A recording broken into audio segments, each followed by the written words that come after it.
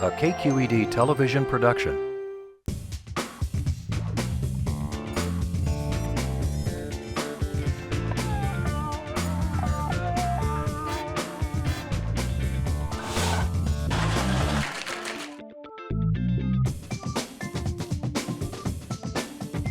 I'm telling you right now, I am hungry. Check Please Bay Area is made possible by the members of KQED and by Redwood Credit Union, community banking for the North Bay and San Francisco. Business and personal, online and mobile, plus nationwide ATMs. Banking for people who call this place home. Sutter Health CPMC, the new Mission Bernal Hospital, opens August 2018 with all private rooms and comprehensive maternity services. cpmc2020.org. Total Wine & More, offering more than 8,000 wines, 2,500 beers, and 3,000 spirits. Total Wine & More, now with 7 Bay Area locations. TotalWine.com. IRG has thousands of surfaces in stock now. Surfaces, selection, service. IRG at MarbleCompany.com. Oakland International Airport, now with flights all over the world. iFlyOAK.com.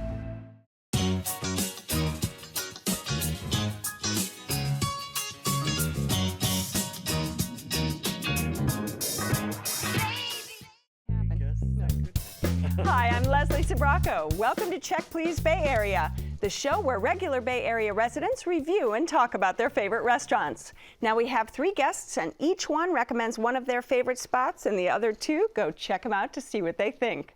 This time, editor and proud Basset Hound owner Molly Rosen Mariner is always on the hunt for restaurants who'll give her pup the royal treatment, and even toss in a tasty bone or 2 when they dine al fresco. And first-generation Puerto Rican cook and writer Ileana Maisonette champions the culture and cuisine of her homeland whenever she can, from soulful sofritos to crispy chicharrones. But first, public relations guru David Landis wines and dines with his clients all around the city. But his personal favorite is also one of the most iconic. From playful seals to stunning sunsets, his spot has it all. A site brimming with San Francisco history, it's Sutro's at the Cliff House.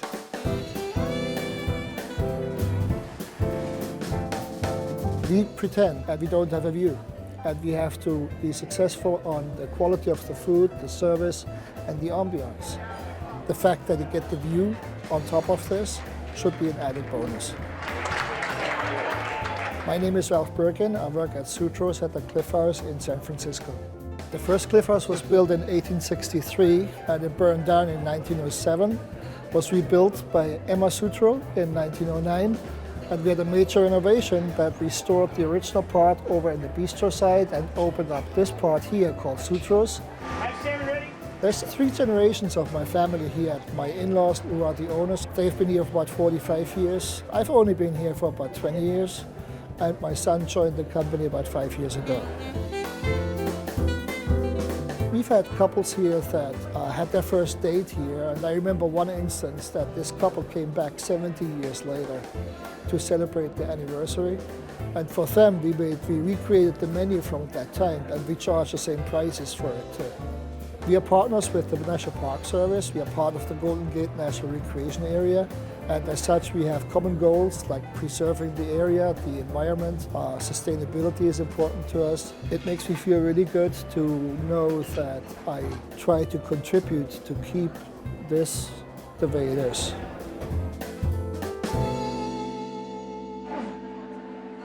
All right, David, this place is truly a landmark in San Francisco. It is. Sutro's at the Cliff House has been around forever, and it has It's about 1863, so oh that's my a gosh, pretty so long it's time. one of the oldest restaurants probably in the country.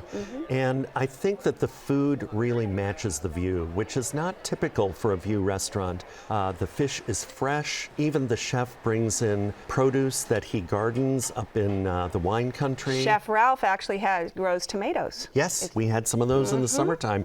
But we went out there, it was at night, and I would suggest going at sunset so you can have the benefit of the view. But we went and we started with the Caribbean Passion, a personal favorite of mine. I love rum drinks. And here's a tip. On Tuesdays, they have half-price wine bottles. Yes, they do. So if you go on a Tuesday, you get a $60 bottle of wine for $30, Right. which is what we did. We started with the foie gras terrine, and it was like a piece of artwork on the plate. It was creamy, it was delicious, it was so tasty. I know a lot of people don't eat foie gras, but I do, and it was great. Me too. Yeah, okay, good. And then my husband had the White Gulf shrimp tempura, which was phenomenal, and kind of a Vietnamese vinaigrette dressing. It just had the right amount of heat and spice. It was really, really delicious. We started with the crab cakes, and they were really good because so many places put a lot of filler into the crab cakes, but once you cut into them, you could just tell it was just pure Dungeness crab, which was great. They were really small, which sucks because you want way more, but they had a real... You can always order another one. Crunchy, right? we almost did. Had a real crunchy panko breading, so they like fried them till they were real brown and golden, and it kind of gives like the little jaggedy, crispy edges on the outside. There was like an aioli on the top, but there wasn't enough. It could have been a lot more acidic, because you know, like that crab needs to kind of be brightened up because it's real sweet and it can be kind of rich. I also had the crab cakes, which I thought were really good, but I never really get crab cakes, so my bar is, there is no bar. But I was... Well, you just set the bar now. I set the bar. And what did you like about them? Even though they were small, they were substantial, and the breading was really good. They were very tender. And then we also got the lox dish, which, you know, like, I'm from New York. My ideas of lox are pretty Jewish, and this was a just like a very thinly sliced smoked salmon, creme fraiche, very light, very insubstantial. So I think that it didn't really pair with the crab So they cakes do very smoke well. their own salmon there. Yeah, Wow. takes 4 days for Chef Ralph to My smoke mother would salmon. be proud. My mother would say too expensive. Okay. All right, let's go to main course. So for the main course, one of the things that I love there, it's a bacon encrusted Scottish salmon. Did you have that I too? did. So the salmon was cooked perfectly, medium rare. It was fresh. I think they were serving it with some kind of spinach or something. Yeah. And I said, you know, I'm not fond of spinach. Could I have the broccolini? No problem. I like a restaurant that allows substitutions. I think that's important. Then my husband had the pistachio crusted pork chop, which was so great. That pork chop. It was a little trafe, but it was good. It was so good. Well, Ileana's over there going, y'all. They should just rename Sutro as the pork chop house. Isn't it amazing? That pork chop. Because Would you really go go for with the their Still image, seafood. dreaming though. about that pork chop. I So know. I went with two other friends, and one ordered the steak and one ordered the pork chop, and I ordered the salmon. But you know, we all took bites off of each other's plate, and I took a bite of her pork chop, and I almost ordered another pork chop. I was like, I don't want to be this person, but I need to have this pork chop again in my life. See, this is soon. when you do the trick. Oh, look over there. It was big, but it was so savory, and it had like the crust on the outside, but it was perfectly pink on the inside. It was moist. So I went with my husband and two friends, and we all shared a variety of things. So we shared the risotto, the sole, the bacon-crusted salmon, and then the steak. Okay. Of all of those things, I thought the sole was the best. As far as like seafood freshness, it had a very crispy layer on the outside, and someone came over to our table and like very impressively, like a magician, like deboned it in one powerful swoop. It was really lemony, and the lemon flavor permeated the vegetables that were on the side too, and the flavor just very like refreshing. And then the steak was totally fine. It was like a nice fancy steak. The bacon crusted salmon, I think my expectations were too high, and it was on top of a bed of mashed potatoes, which I thought was just kind of like any restaurant anywhere. Oh, come on, I always love those mashed potatoes. I am Mind you, the plate was empty. Yeah, Right. right. I am only human. Like, I love potatoes, but to me, for that level, for the level of showmanship that I expected from Sutro, You wanted expected something different. a little more elevated. Okay. Yeah. All right, and what about the salad? We ordered a Caesar salad. I love when they serve a Caesar salad. It's like the whole leaf. So it's like real long and elegant. It's not chopped up and everybody's kind of muddling around to try to scrape it onto their plate. Many of us, we just picked it up with our hands and put it on our plates. But it had... I like you. They I want to go out to eat with One you. of our friends is keto, so she asked for the croutons to be put on the side. Yeah. And they totally did that for us. And then they grated the Parmesan cheese on top. But the cheese was so fine. It looked like, little snowflakes on top. And it was just savory and grassy. And you felt like you were eating healthy, but you know that you're not. It's delicious. That's one of the best descriptions of a Caesar salad. Because no one serves Caesar salad and a whole leaf lettuce like that. Let's talk about what you had to drink with your meal. Their wine list is actually very well priced. It's incredible. You can get a bottle of really nice wine under $30 a Right, bottle. right. So there are well priced, and then you've got half price on Tuesday night. Tuesdays. So you can go and have a bottle of Opus One with lunch. One of the things that really bugs me is when you go to a San Francisco restaurant and all the bottles of wine are more than $100. It's just like, please, we're right here in wine country. And the thing about Sutro's is it's all California wines. It's really curated well. We had the cake bread Sauvignon Blanc, and I think it's a delicious wine. I ordered dessert because I feel like you had to. You were. I had to. I'm on PBS. I gotta get dessert.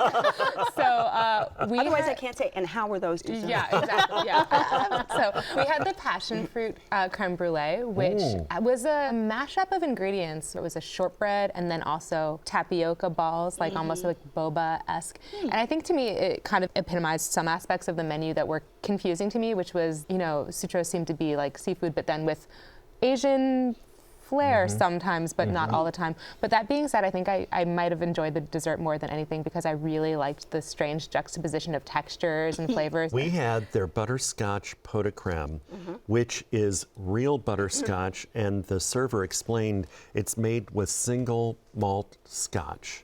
Oh, It's the original recipe. It had orange zest. You must have the butterscotch pot de creme if you go to Sutro's. So delicious, so rich.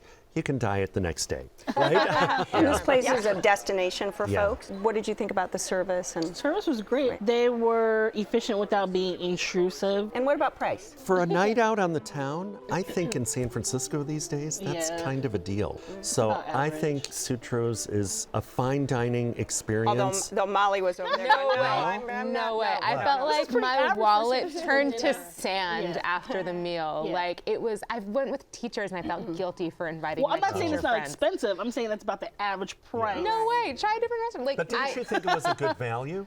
No. No. Because we got there, it was already dark, so we weren't able to see And it really is anything. something spectacular when you have the view. For brunch, it would be a much better value. And they do a champagne brunch. Yeah. They do a champagne Sunday brunch. I imagine the brunch value is much better. But for dinner, there is no view. Yeah.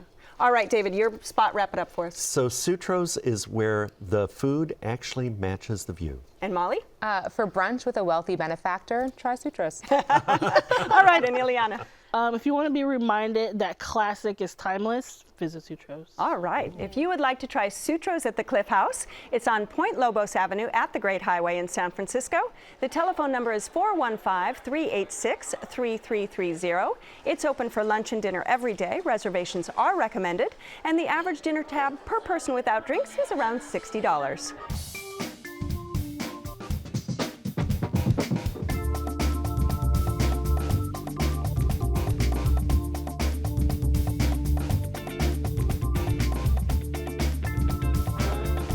Check Please Bay Area strives to reflect the local dining scene, and this episode brings home the reality of the restaurant business. A fire broke out in the kitchen of our second eatery, Molly's Pick, and so it's currently closed, leaving us to discuss just 2 spots this time. I traveled to the far reaches of the globe in search of wine knowledge and great bottles. I recently took a trip to Virginia to check out some of the state's top producers, and I left impressed. Not only does American history run deep in this eastern coastal state, it's also the birthplace of American wine, with grapes cultivated since the 1600s. Thomas Jefferson kicked it off at Monticello, and it's taken until the last decade or so to perfect it. The modern era of Virginia wine began when Barboursville was founded in 1976, and there are now over 200 Virginia wineries. Grapes are planted in 7 distinct regions, from an hour outside Washington, D.C. to the Chesapeake Bay, and the Charlottesville area to the Shenandoah Valley. The warm, humid climate has proven challenging to some varieties, but others shine, including reds like Cabernet Franc and Petit Verdot, and whites like Viognier. I became enamored with the sparkling wine and the unique bottlings from bone dry to super sweet of the grape Petit Manseng. Now, it might be hard to find the wines outside Virginia, but it's worth a trip to taste, tour, and visit. Thomas would be proud.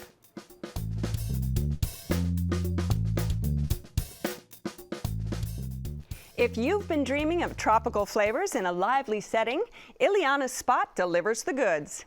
In downtown Santa Rosa, it's El Coqui Puerto Rican cuisine. The mascot of Puerto Rico is a little tree frog. Coquis, and they chirp at night. So the male goes coo, and she goes ki. So that's how we get the name Coqui.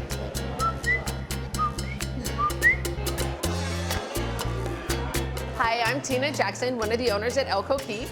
And I'm Jacqueline Roman, one of the owners of El Coqui Puerto Rican Cuisine. Wepa! Jackie's always loved to cook for everybody. She's always the life of any party. And we just knew that we would have a really fun place to be. I grew up in New York and Puerto Rico, so my grandmother always used to cook for like all my neighbors. She always said if you have 8 people in your house, you got 1 egg, cut that egg in 8 pieces so you can share it. So I cook with a lot of pride the way my grandma taught me. You know, some customers will drive more than 2 hours to come eat here because they want to feel that connection to their home. I swear more than one time I've seen people sit here and cut into a piece of flan and start crying. Big, huge Puerto Rican guys. Oh my, you know, getting all soft and emotional. Crying? All tatted up and everything. You know, I do just think, you know, God, if her grandmother or her mother could see this now, you know, how proud would they be? They are. Buen provecho y huepa, Puerto Rico.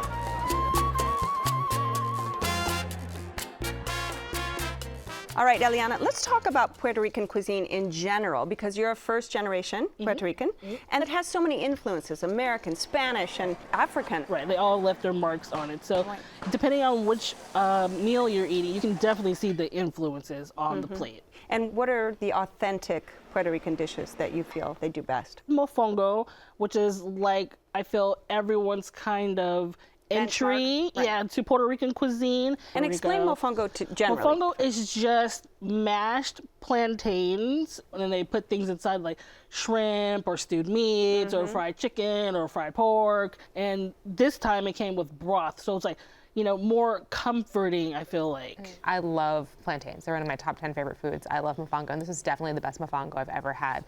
It was... Ever had? Yeah. That's awesome. It was like a domed cake, super crispy on the outside, and then when you just get into it, you can order it with chicharron stuffed on the inside. So it was just like, truly like, forget about an ice cream cake. This is truly like my ideal cake. It's just like a plantain cake with just gently spiced stewed meat on the inside. And then they also had an extra large bottle of garlicky hot sauce on the side. Yes. So putting even more of that on top of the broth to just make it like extra wet and extra garlicky. I was in heaven. It was so good. Yeah, I had the pastelli that was so good. It was unlike anything I'd ever had before. It was, you know, instead of like a traditional tamale crust, it was a plantain crust with just pieces of like really tender meat inside wrapped in a banana leaf. It was, dare I say, better than a tamale. It was so good. Yeah. I was in plantain heaven.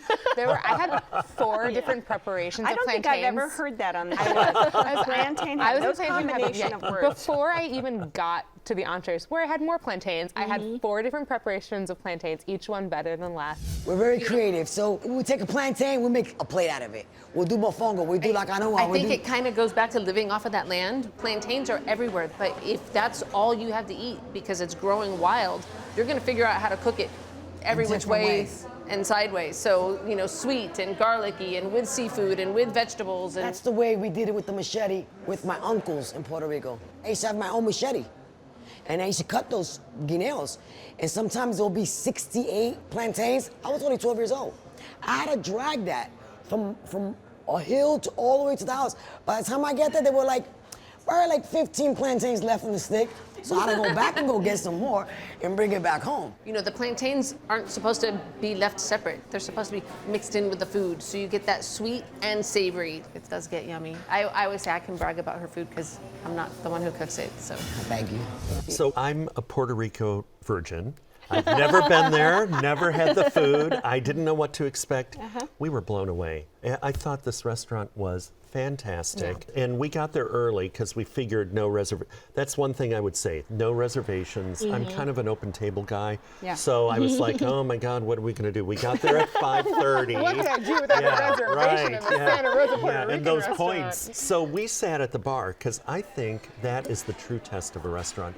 Plus the owners came over and talked to us, which was really interesting. We learned a lot.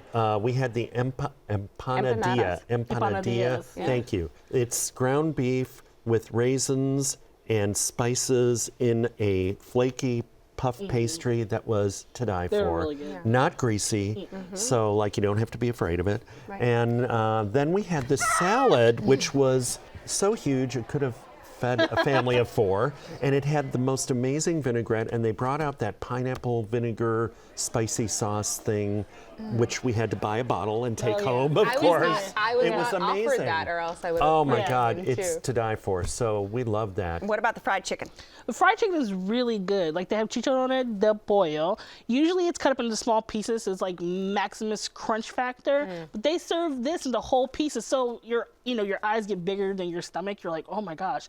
If I can just have that fried chicken in a bowl of white rice, I just want everybody to leave me alone, turn off the lights, just go away. It's super crispy and it's so savory. It's fried exactly the way that any Puerto Rican grandma would fry it. It's not overly breaded. It's not under seasoned. It's just perfect. So we had chuletas. They're thinly sliced pork chops that are slightly breaded, I think, and then sautéed with Puerto Rican spices. I gotta tell you, first of all, the spices were great. A little bit of heat, but not too much. And then what was interesting to me is it's thinly sliced, but it's still moist. It's phenomenal. And my husband it's a chicken stew, pollo al horno or something like that. Do you know that? Chicken, Roasted chicken. That was phenomenal. We also had the chicken al horno. It was really good. Wasn't it good? It was so good. And chicken can be, undercooked, overcooked. It was just truly like chicken done right, like perfectly shredded, perfectly spiced. And then for the other 2 dishes, one of them was a sweet plantain, giant, cut down the middle with Did it have the stuffed meat and the cheese on top? with stuffed meat and cheese on top. That's the canoa. I love that. I think that was actually my favorite. And then my other dish, a crispy plantain that was like a sandwich, like a faux sandwich, because it was 2 plantains as the sandwich. It was like, if you were like, describe your perfect dish, I would say, plantain, meat, cheese. Ta-da! My only gripe was that with the plantain-based dishes, they didn't offer plantains on the side. Could have more plantains. It was all so good, so savory. My only gripe with the restaurant was I had the white rice. It was uncooked. And that was the only bad side. But, it was a minor detail. You are no longer a Puerto Rican virgin. I am telling you, I'm a convert, total convert, And the desserts we had were awesome, too. Oh, yes. Well, we had a cream cheese flan that was to die for. Like you had that, so was it? good. It was such like a New York stunner. cheesecake. I didn't think that it was going to be. No. My expectations were low. Me too. And they were. They were huge. Yeah. It was like a cheesecake with caramel sauce on it. Yeah. And I thought, wow, I've never had anything like that. It was really delicious. good. Well, let's talk about atmosphere because this is a lively spot. While I feel like the other Puerto Rican restaurants try very hard to look like Puerto Rico, this place felt the most like Puerto Rico. It felt like Puerto Rico when you walked in. Large families sitting together, multi-generational. It was very lively, and there was talking and yelling and shouting, just like you eat a My Family's dinner kind of. They had a nice wine list. It's small, and they have beers from Mexico, Brazil, and America. So and then sodas from Puerto Rico. Yes, right? exactly. I always get the Puerto Rico. Always. Yeah. I need that bright great. green can on my table. But I felt like I was walking into a travelogue for Puerto Rico, which I loved, having never been to Puerto Rico. And it's beautiful. And I think we need to support Puerto Rico. Oh, definitely. We need to go there and, give them lots of money and travel and all of that. All right, this is your spot. Wrap it up. If you are feeling lonely and want a huge hug, comforting, filling, and affordable, come visit El Coqui. Okay. And Molly? If you're in wine country and want to break from all of the bouginess, I highly recommend El Coqui. All right, and David? It's like a trip to Puerto Rico with all the flavors you want. All right. If you would like to try El Coqui, Puerto Rican cuisine, it's on Mendocino Avenue at 5th in Santa Rosa. The telephone number is 707-542-8868. It's open every day for lunch and dinner. Reservations are not accepted. And the average dinner tab per person without drinks is around $20. I have to thank my great guests on this week's show. David Landis shared his love of the iconic Sutros at the Cliff House, where San Francisco history pairs perfectly with ocean views and classic cuisine. And Molly Rosen-Mariner, who along with her basset hound still have plenty of opinions, even though their place closed due to a fire. Ileana Maisonet brought us to the sights, sounds, and flavors of her beloved Puerto Rico at El Coqui in Santa Rosa. So join us next time when 3 new guests will recommend their favorite spots right here on Check Please Bay Area. I'm Leslie Sbrocco, and I'll see you then. Cheers. Cheers. Woo-hoo, you guys are awesome. Did you have fun? So now it's your turn. We want to hear from you if you visited any of our Check Please restaurants. You can post a selfie on Instagram, join the conversation on Facebook, and tweet us anytime. And don't forget to visit our website. All the shows are there, along with my wine videos and notes about the wines we drink on set. You'll also find our fun new web series, Taste This, where we celebrate food and drinks around the Bay. Cheers. Check Please Bay Area is made possible by the members of KQED and by